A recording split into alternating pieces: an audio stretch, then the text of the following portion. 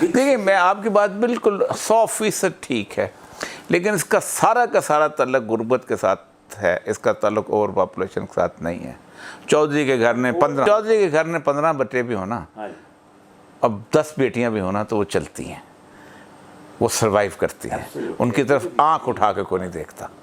ٹھیک ہے، اس کی وجہ یہ ہے کہ سر مسئلہ پتہ ہے کیا ہے؟ ہوا یہ ہے کہ آپ نے اس دنیا کا نقشہ جو ہے نا 1920 میں تباہ کیا ہے۔ 26 اکتوبر 1920 میں پاسپورٹ کا ڈیزائن آیا،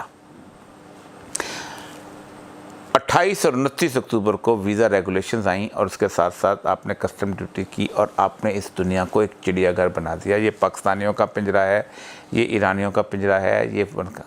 اس سے پہلے ہوتا یہ تھا کہ دنیا کی اندر جو رزق کے وسائل تھے وہ اتنے وسیع تھے کہ لوگ یہاں سے اٹھاتے تھے، سامان اٹھاتے تھے، جا کے بغداد میں ہندی حکیم کے طور پہ جاتے تھے، یہاں ایک بغدادی تاجر آ کے بیٹھ جاتا تھا۔